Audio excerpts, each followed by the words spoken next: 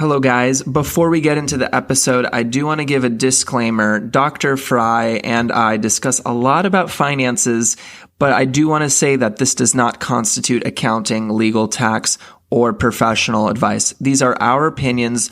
These are the models that we use for our finances. So please don't take this as exact professional advice that you need to use for your life. When it comes to money and when it comes to business and finance, these are your decisions, and it's very important to seek out professional help if that is the route you'd like to take. So without further ado, let's get on with the episode.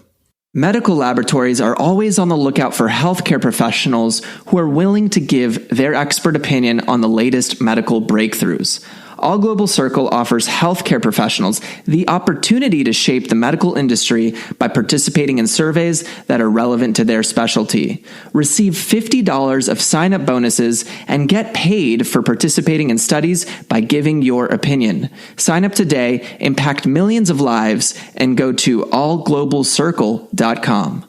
Welcome to the Happy Doc, the voice of fulfilled physicians, sharing life stories from physicians, health professionals, and entrepreneurs so that you can live your happy life.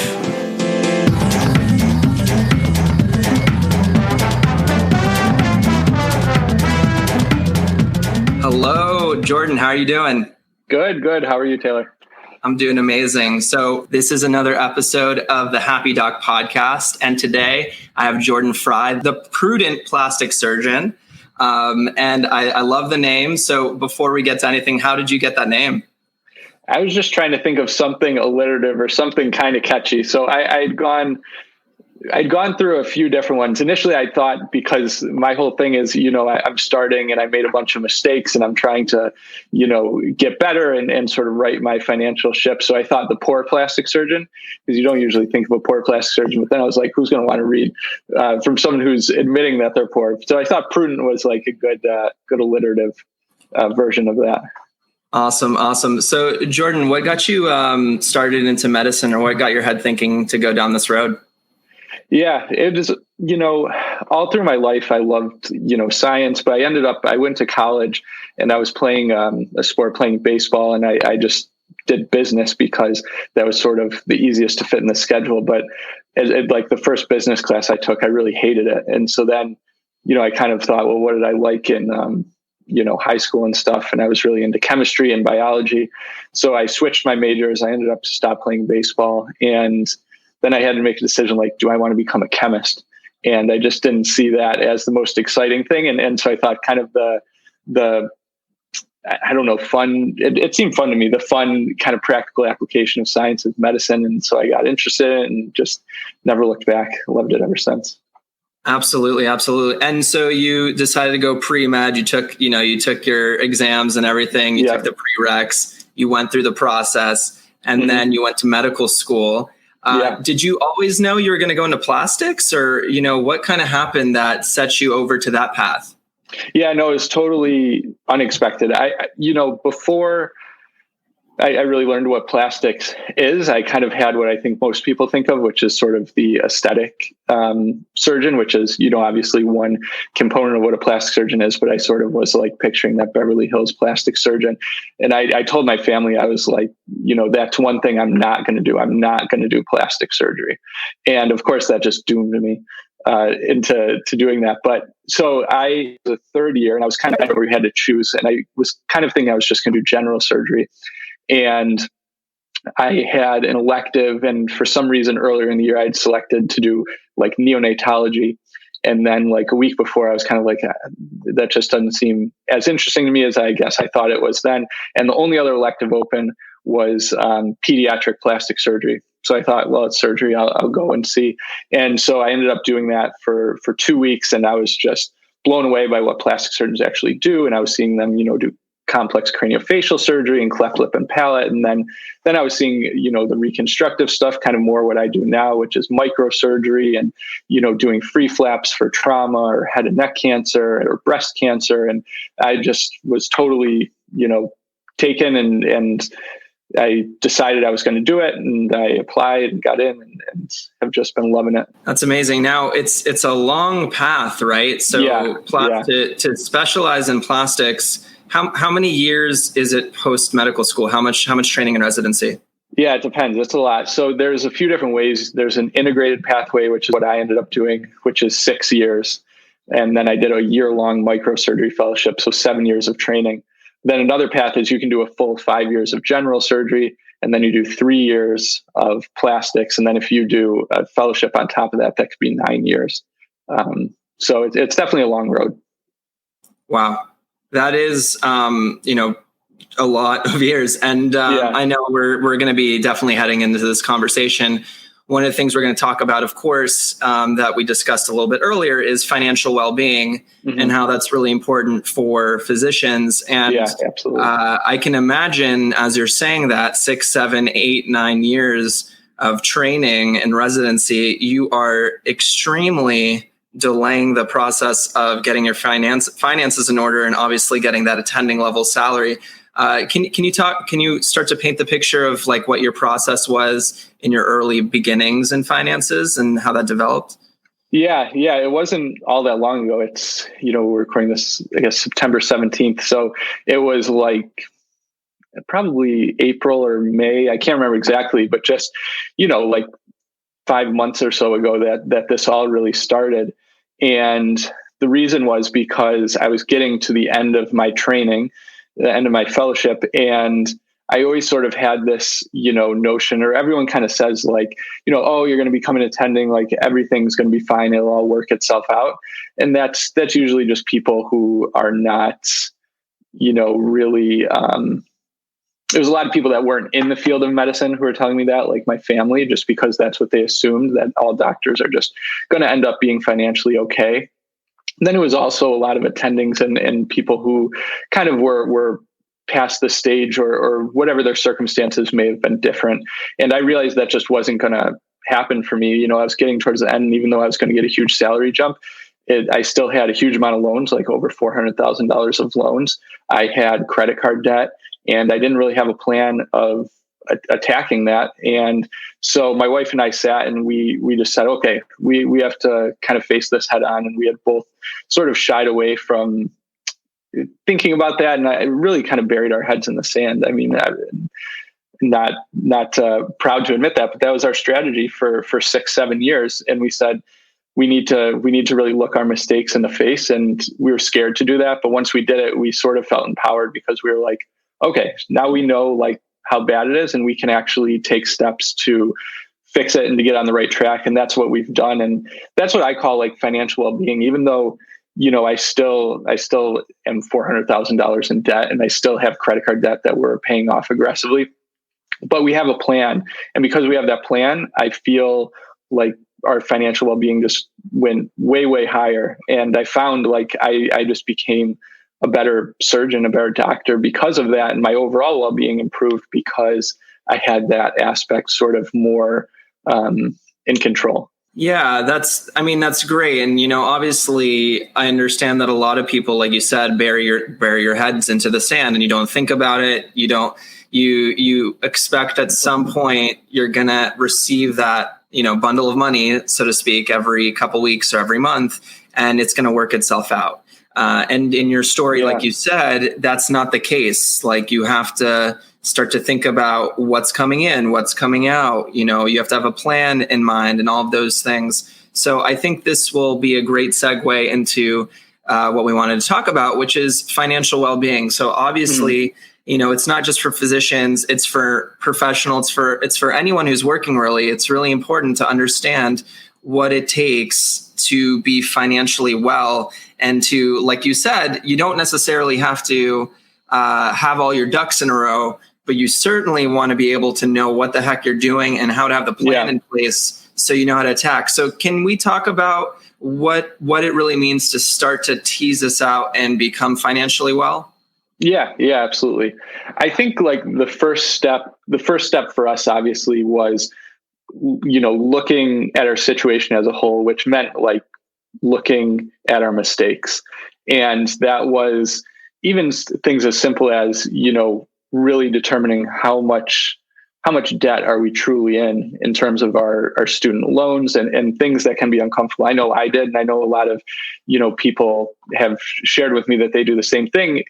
During residency, I just did deferral or forbearance every year on my loans. And so once a year, I just sort of like would close my eyes and fill out the forms and like try to pretend like, those massive numbers weren't looking back at me.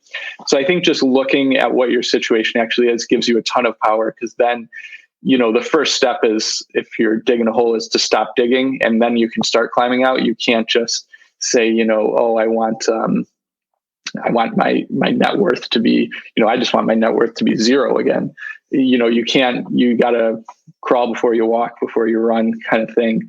And so I think doing that, and then like just getting educated, just reading some books. And, I thought like the idea of managing your own finances was impossible, something that like, you needed a formal education to do, that only these sort of like professional advisors could do.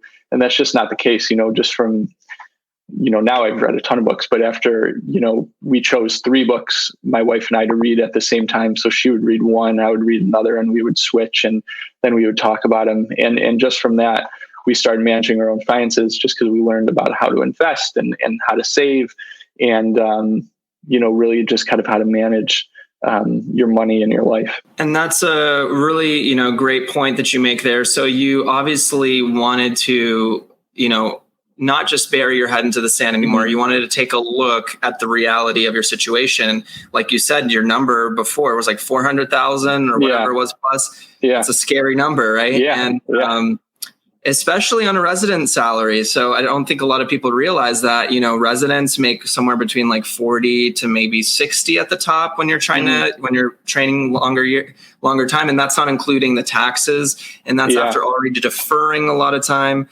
So you mentioned some books and learning really the basics. What resources did you use?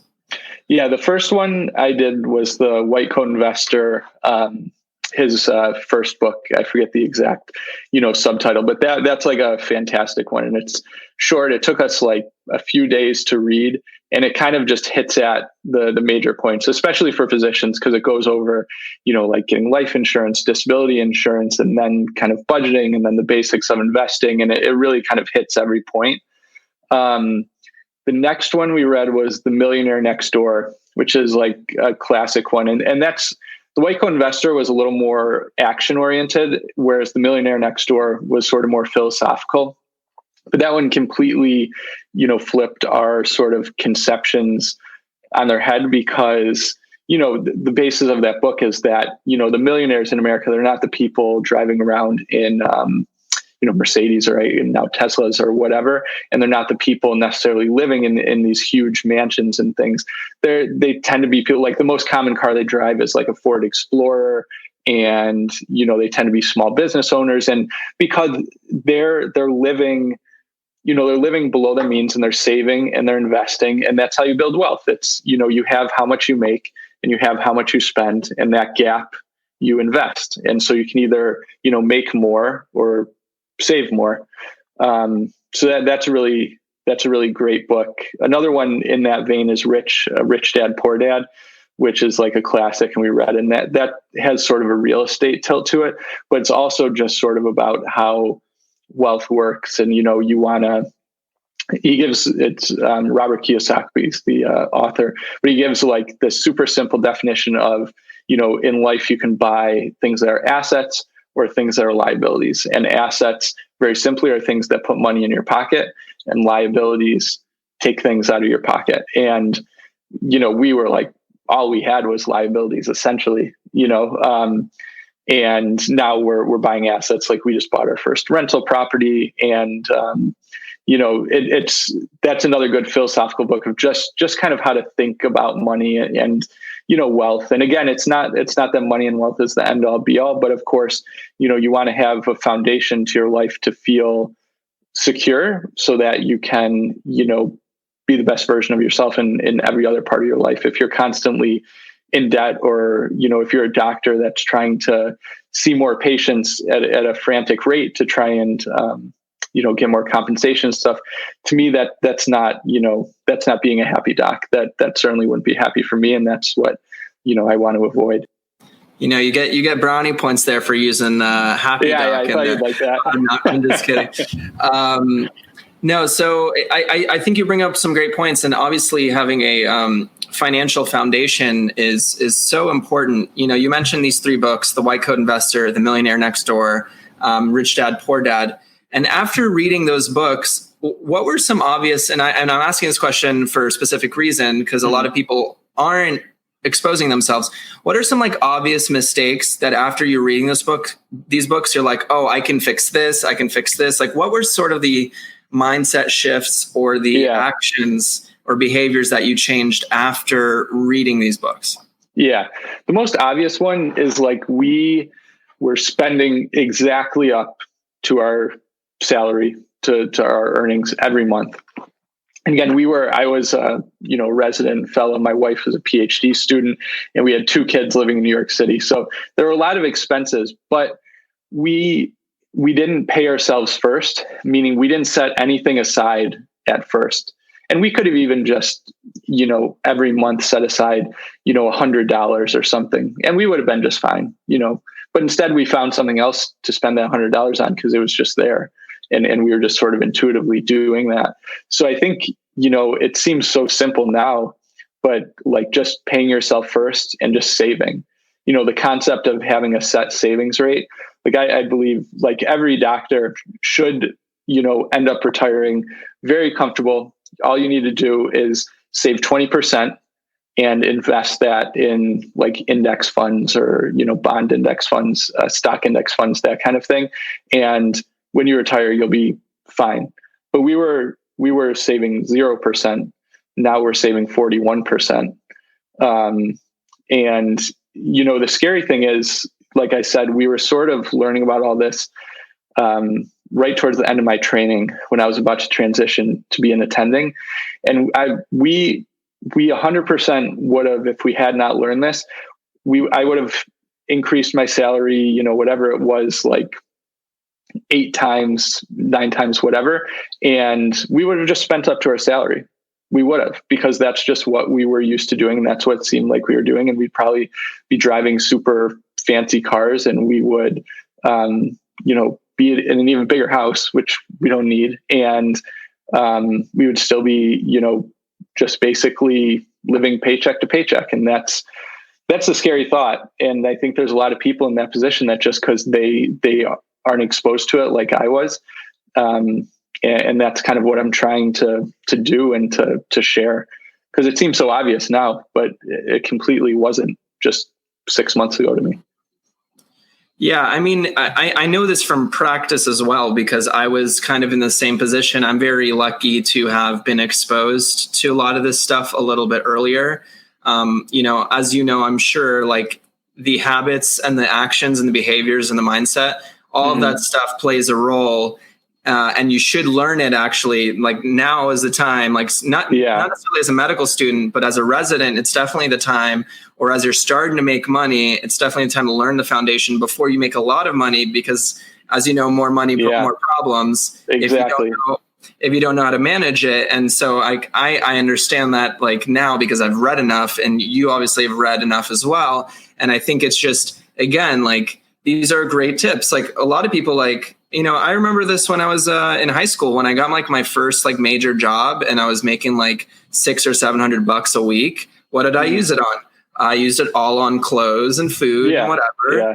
And it didn't, it would never, obviously at that age, you don't think about savings, you don't think about investments, you don't think about this stuff. But when you start to have debt, or you start to develop your life and you start to move forward, and you can make some money, especially for doctors who've taken on a ridiculous amount of loan debt, if you don't have the skills, you can just get buried. And so I love the tips that you're giving.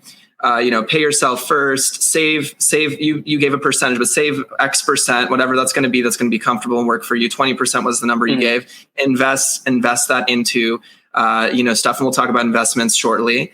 And do not spend at the level of your salary. Those are awesome tips. Yeah, I think that's fantastic. So when you say pay yourself first, I just want to go back to that point for a second. What do you mean by pay yourself first? Like, what does that mean exactly? Yeah, to me, it's like, you have a set amount of savings that you want, and that money is like gone out of your checking account before you even see it. Because the checking account is like a slush fund, like it's just there. And if it's there, you'll spend it. So, for me, that means, I forget the exact numbers now, but whatever I contribute, to my retirement plans at work, that's out obviously before I even get the paycheck. But I have like immediate transfers set up for, we have a certain amount of savings that we're putting towards, our kids' college, their 529 accounts that gets taken out automatically. We have a set amount of money going towards our real estate investing. That's an automatic transfer to a different account right away. So things like that. So the money we're seeing in our checking account is really the money that we, have to spend. And I forgot to mention, a huge part of that is what's getting paid to, our credit cards, and also to our loan debt is coming out automatically. So that money we're seeing is really, there for, or that's really the money we have to spend, I guess. It's not, because sometimes if you say, oh, I want to pay, $6,000 towards a loan this month, but you just leave it in the checking account, then you can kind of go like, oh, well, I kind of like want this, and I'll just pay a little bit less this month. And you can see how that's a slippery slope. So it's just almost just like protecting yourself from yourself. Yeah, I really want to actually focus in on this because I read I think I Will Teach You to Be Rich by Ramit Sethi. I'm sure you've heard of him as well. Yeah. And he really focuses on automatic transfers and payments because unfortunately, in some ways, humans are really stupid, and we will make really dumb mistakes because we all have different desires and things we want to do. And usually our spending habits are really influenced by the numbers we're seeing, right? And like what's in our account. So can we go a little bit deeper? Like, let's talk about like automatic, like how did automatic transferring and like setting that up, how did that impact like your decision making and all of that? Yeah, it definitely did. I can remember even going back to when I was in residency, and there would be like certain times where for whatever reason we had sort of saved better a week or a month before. And I would see like, oh, our checking account is like looking a little bit better. And I'd be like, oh, we have like some more cushion. And then like, without even realizing it, our spending would just increase, like we would, whatever, just even activities, we weren't doing it on purpose, but just when a decision came up, like, oh, should we do this or shouldn't we? Just intuitively in my brain, I would be more likely to be like, oh yeah, sure, we should do it. And that's again, because that money was just sitting there. It should have been spent on something else, but, it wasn't. And so it really has changed, and it's awesome to see, like, we have our, account that's for a new car that in 3 years we want to buy, a new car. And so we just see, with every paycheck, that's just increasing and increasing. And even just over the past few months since we've set that goal, it's at a substantial amount, and it wouldn't be otherwise. And so that's the sort of positive feedback that comes with it. And then you realize after, really after the first few paychecks and stuff, you're like, my life hasn't changed. It's not like I haven't got any more restrictive or anything. Life went on and I was just as comfortable and just as happy, because probably that stuff you're spending it on, you weren't spending intentionally, that concept of sort of, just spending on the things that will make you happy. So it really has helped a ton. Yeah. I mean, and I think it's really important, again, like you said, like, let's say your paycheck, let's just say it's $1,000, right? It's very different if you get the whole sum of 1,000 or you set up sub savings accounts, or separate savings accounts for specific goals, right? So let's say a wedding's coming up, or the car, the new car is coming up. You're able to shunt the money away before you even consider that you need to use it. Exactly. I'm curious because not all banks let you do this, right? Like, if you don't mind, like what bank are you using that allows you to create these different accounts? Yeah, we have Chase, which actually it's nice because they have like an auto save, feature and stuff, and you can set up all these things. It was pretty easy. We have it, even though we moved in New York City. Obviously, there's a Chase like every block, but we moved to Buffalo where there's no Chases, but we still kept that because we just like that feature. I mean, it's really powerful. I have Ally, which is like online as well, and Ally is a little bit different. It's interesting. Basically, it's like super easy, and you can just create multiple savings accounts, and then you can just title you can just title it. So like I have like I have like my true savings, and then I have my investments, investment account, and then I have like little sub savings like vacation or what have you. And so I'm sure it's very similar. You can like title them in Chase as well. Yeah, exactly. And the thing is like the conversation we're having, if we talked about this like a year ago, maybe I would be completely lost. So same. Yeah. And if you don't know, like, this is why I think it's like really important that we're like, teasing out some details here. Because if you don't know this stuff, you will screw yourself, and you don't even know it. And it's just, it's so interesting to me. You can take two people with the exact same amount of like cash flow, and they'll have tremendously different lives with just a few tweaks. And it's crazy. Yeah, no, absolutely. It is. It's one of those things that it's like, once you learn it, it's kind of like that, glass shatters and you're like, man, how did I ever think any differently?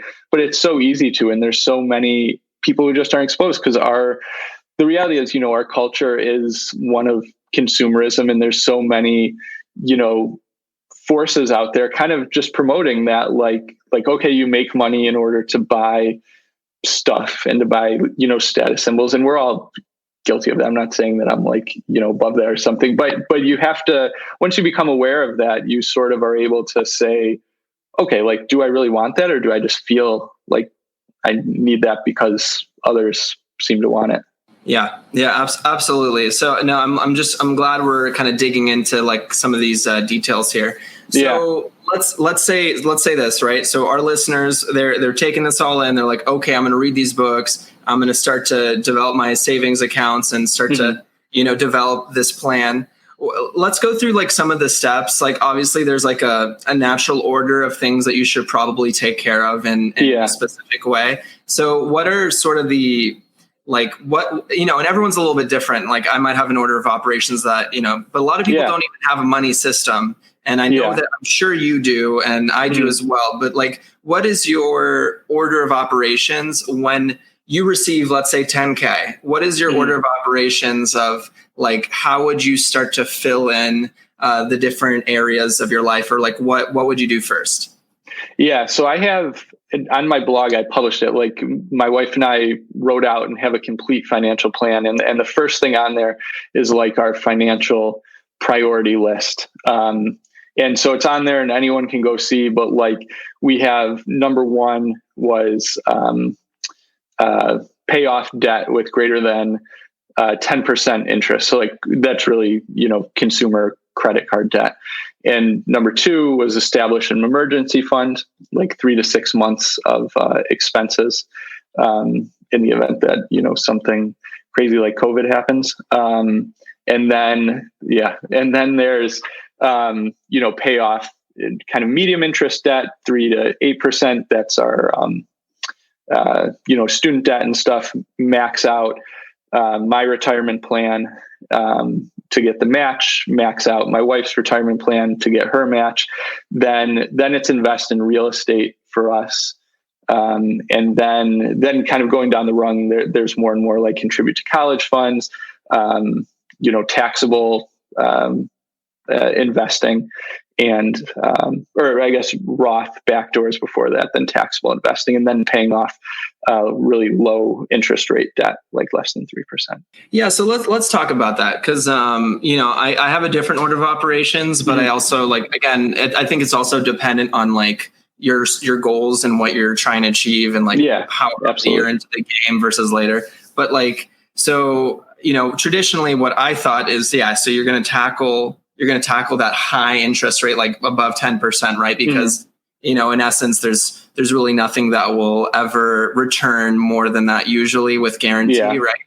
The savings account makes a lot of sense, right? You're going to start to develop your 6 month to 1 year, whatever timeline you're looking at for your savings account. Traditionally, I've heard that at that point, it's you're filling up your 401k or 403b, what have you, and you're doing the Roth. And then you might tackle whatever, the next tax bracket or loans or what have you. But real estate is pretty early for you. And that was something that I know we wanted to talk about. I'm super curious. By the way, like this is an area I haven't really done too much work in. I know there's a lot of advantages to real estate, but I would love for us to kind of hash out like why is real estate's, and again, this might be a little different now with COVID. Yeah. But like, why is real estate like higher on your list as the next order of things that you're going to work on? Yeah. And when we initially made the plan, it wasn't, because we didn't know as much about it or really anything about it, hadn't been exposed to it. But then we did we kind of randomly got exposed to it through Rich Dad, Poor Dad. And then, I saw a semi-retired MD. They're a married couple that invest in real estate. And I saw a talk that they gave online that I just sort of randomly came across.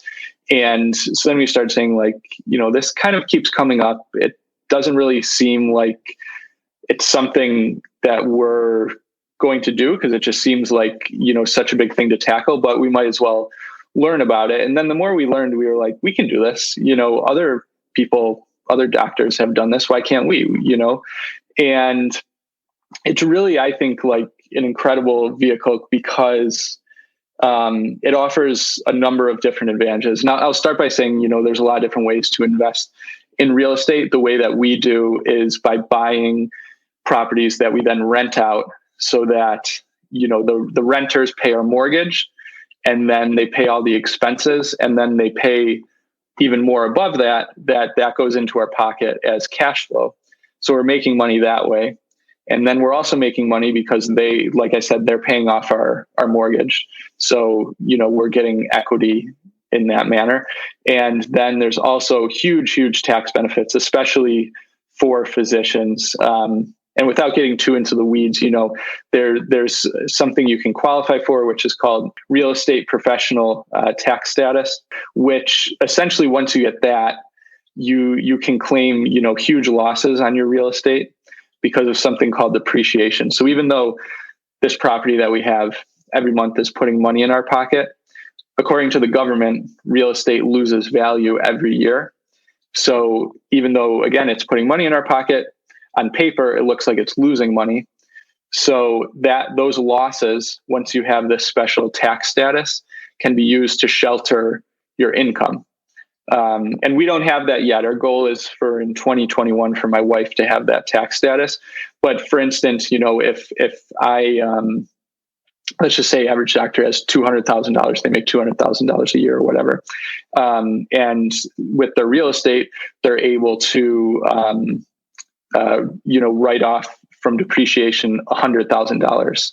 Well, then they only have to pay taxes on $100,000 of their doctor income. And that's a huge difference. Like if their effective tax rate is 25% or something, that's, tens of thousands of dollars that are back in their pocket. So wait, let me, I want to clarify this for a second, because that's like a crazy idea to me. So let's say you have a $400,000 home, you're making payments towards whatever, right? It's depreciated to $350,000. Yeah.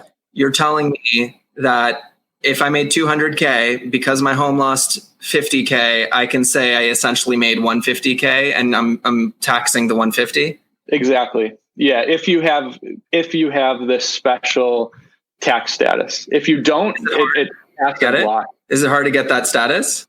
If you want it, no. It's like one of those things when you first hear about it, you're like, how am I going to do that? But if you decide you want it, then you're going to get it. And with that advantage, it's worthwhile. So the way you get it is, so let's say, my wife works, but let's say for the sake of argument, she didn't work. She stayed at home and took care of the kids. She would then need to qualify. She would have to spend over a year, 750 hours on the real estate. That doesn't mean she's like swinging a sledgehammer and stuff like that. She could be looking for properties, analyzing properties, supervising contractors that are doing repairs, collecting rent, going over the spreadsheets each month, things like that. If you have another job, like, if it was me, and let's say I worked, I don't know, I'm just making up numbers, but 1,000 hours a year as a doctor or something, then I would have to work 1,001 on real estate in order to qualify. So that's where it's harder. But what I've heard a lot of doctors doing, again, it's not going to be my approach because my wife, wants to go for it, and it just works out better in her situation. But you can actually kind of find that break even point of like, okay, if I go back to half time and focus the rest of my time on real estate and get that real estate professional tax status, I'm going to shelter my income such that what I make is actually more than if I was just working full time as a physician and paying all those taxes. It's like a very interesting idea. So I'm just trying to summarize this. Yeah. So there's a real estate professional tax status that someone can get. They need a certain hourly requirement that they've hit in a year. And once they've hit that requirement, they can get that status, which then allows you to essentially house or use the depreciation cost to essentially reduce the amount you have to pay in taxes. Exactly. Yeah. So that's a really powerful thing. But even without that, because sometimes their physicians are like, I don't necessarily want to cut back, and achieving that many hours will be tough. Even without that, real estate has it's worthwhile. Definitely without that. Those tax advantages are huge, but just the fact that you can have something that every month is putting money in your pocket and also is increasing your net worth by your renters paying off your mortgage is huge. And then, with our strategy, the real estate market is a lot like the stock market in the sense of, in the short term, it's very volatile, but over the long term, it tends to increase. So, we buy and hold properties. So, we're not flipping, or we're not looking to sell our property in a year or something like that. And if we hold on to it for, 5-10 years, it's going to go up. Again, we're not banking on that, but that's kind of like, the same argument with index funds. You're just that's the safest bet. So that's another way that you can make money. And then those gains you make can be tax-free when you exchange it for a new, bigger property, which then is going to put more cash in your pocket. And it kind of just really snowballs. Yeah. So real estate, money you make on real estate, essentially you can reinvest into other properties and you don't have to pay taxes on it? Exactly. Yeah. Which is pretty, that's very impressive because, as you know, again, that's not as, immense if it's smaller properties or less money. But when you're talking about, hundreds of thousands of dollars or millions of dollars worth of properties, the tax advantages there start to become ridiculous. Yeah, exactly. No, it's huge. And and that's how you get, because people initially, we bought a duplex. It's not like we're, real estate barons or anything now. It's just a duplex. And then, it was like 175,000, and we can wait and we'll get cash in our pocket and we'll get people paying off our mortgage. And then we can sell that, and then tax-free, we can use all of that for a down payment on, a $600,000 10-unit property or something. And then you just exponentially keep growing. And that's really the great thing about it. Yeah. The math, if you're not a math person, it might not make sense to you, but my mind is going kind of crazy right now because that is a ridiculous advantage. Obviously it's not the scope of this conversation for us to dig into all of the ways you could use real estate, because that's I know it's a crazy topic, but what resources have you used to educate what have you been using? Books? Have you been going online? What resources are you using to educate yourself on a lot of the real estate tips? Yeah, I use a lot. If for people interested, definitely first book to read, Rich Dad, Poor Dad. That again, it sort of philosophically lays out, why real estate is such a great investment and motivated us to get into it. The best, sort of step-by-step how-to book, and it also goes into mindset. It's a fantastic book. It's called The Millionaire Real Estate Investor. It's by Gary Keller. And then we do read a lot of blogs. I think the best one is semiretiredmd.com. And they have a course that my wife and I took and loved a lot. Another excellent resource is his name's Dr. Corey Fawcett, Fawcett. He's written a number of books. He also just came out with a course about real estate investing that we took as well. Those are in my mind the best ones. Those were the main ones we used. I mean, and it's really important because, one of the reasons I want to focus on this is, the happy doctor, the idea of not just happy physicians, but anyone who wants to live a happy life again. Yeah. If you don't know these tricks or these ways of developing wealth, you're going to get nickeled and dimed on every part of the process. And of course, taxes are important and we want to do that. But at the same time, we also want to make sure that we're developing our own ability to have a wealthy life and give to people in the way we want to, as opposed to being controlled because we're stuck in our finances. Yeah. It's a crazy world. And again, it's, in this case with money, knowledge is power, and the application of the knowledge, will exponentially, with a compounding effect, just change everything. So I think this is a really powerful conversation. I don't want to go again too in depth, but the other side to it that we didn't hit is investing. So what are, do you have any like general guidelines for investing? Are you totally in real estate, or are you kind of diversified in some investing as well? No. Yeah, we also invest. So we're sort of like hybrid model, that's everyone's always like either real estate or index, but we're kind of in the middle. Or real estate or stocks, which I just gave away my strategy. And that's basically it. In terms of like stock investing, very boring. Like I truly believe in sort of like the, market efficiency, and just, there's all these people on Wall Street with super powerful computers trying to find all of these sort of like mismatches in terms of, value of stocks and what the next best thing is. And I definitely don't think I can do that better than them, and I don't even think they can do a good job of it. So I just try to invest in the whole, market basically, and just let time do its thing. So again, it's all in one of the posts on my blog. I have, my asset allocation and everything. I'm trying to remember it off the top of my head. That's how much it's just kind of set it or forget it. But it's 80% stocks, 20% bonds. And then the stocks are split up, between like some international and US. But it's a pretty basic one. And I'm just content to kind of let time do its thing. And if the market like completely crashes, then we'll have, worse things to worry about than our money.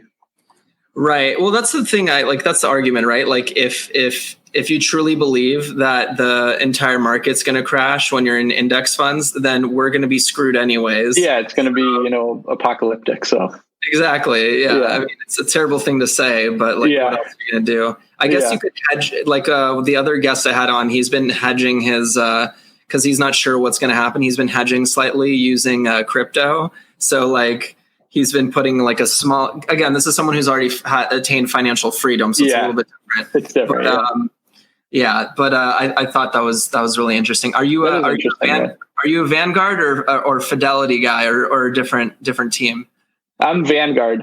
I wish I don't have Vanguard through my job there. It's actually TIAA just because they had the best, options of all of them. But for my own, I like Vanguard. Yeah. I also have Vanguard, but I know I just like recently watched a video, like Fidelity has really good like index funds with low, like the other thing too, a lot of people don't realize, I mean, again, we're not going to go into the weeds here, but like the cost, I think it's like the cost ratio or how much they charge you per X amount of dollars that you invest. Yeah. And that's also really important. So, absolutely. So Dr. Frey, we've been talking about finances. We've been talking about being financially well. I think we've hit a lot of topics here, and you obviously have a great resource as well. But before we get to that, was there anything in this whole conversation that you want to make sure that our listeners really, know about their well-being in terms of finances? Yeah, I think for me, what I try to pass on to everyone is like, it's not, as a physician, it's not dirty or it's not taboo to worry or care about your finances or think about it or plan for them.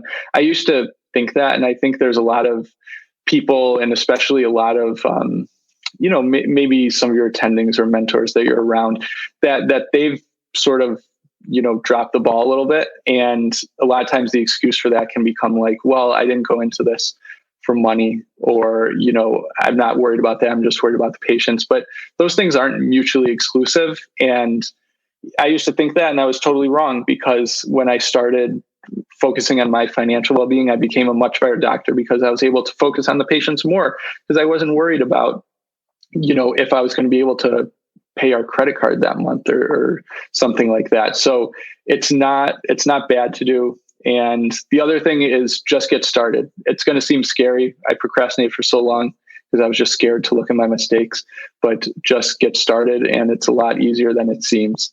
Absolutely. No, I love that tip. And I think, at the end of the day, it's going to be that you're going to have to not only learn this knowledge, and you've, again, provided so many resources, Mm-hmm. but you're going to have to apply the knowledge. Right. And I think, just getting started, starting to take those steps, what I didn't realize is it really is compounding, like the Mm-hmm. habits, behaviors, and the actions you take. Like, it does compound, and you better start implementing them when you make some real money. Otherwise, again, you know this from real life experience, those habits will absolutely either make you or break you if you don't implement them. Yeah, 100%.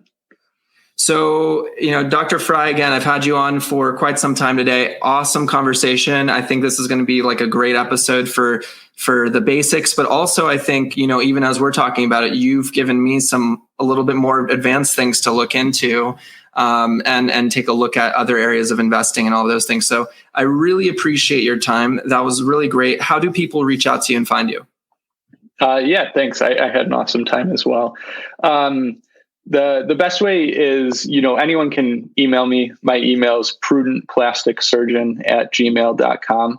And then my site is www.prudentplasticsurgeon.com. And you can reach me through there as well. But definitely, I'm pretty good at getting back to emails. So definitely any questions, anything I can do, feel free to reach out. Awesome. Well, thank you so much for your time. I really appreciate it. And that was great. You shared so much. I'm sure we're going to have lots of questions at some point. By the way, if you have any frequent questions or questions that come up, maybe we'll go on for part 2, just to go a little bit more in depth. But again, this can't be talked about enough because no one's talking about it ever. And exactly. There's no other way to learn it, and no one's teaching us these life skills that are really actually going to set you up for success. You're taught all of the clinical knowledge or whatever profession you're in. You're taught that knowledge, but no one's telling you how to free yourself. Mm-hmm. And no one's teaching you how to open up these options for what you can do in life. And so I think it's just absolutely, again, super important, very important for happiness. So Dr. Frey, thank you so much for being on today. And I hope you had a great time. Yeah, it was great. Thanks for having me. Awesome. Take care. You too. And that's the episode for today. I want to thank you so much for listening to the Happy Doc podcast. Again, this is a podcast that is going to inspire you as a physician, as a health professional, as an individual to be fulfilled in your life. So please look out for the other episodes in the Happy Doc. If you enjoyed today's episode, please leave a 5-star review on the podcasting application of your choice. You can also reach out to us by emailing thehappydoc1@gmail.com. I'll see you on the next episode.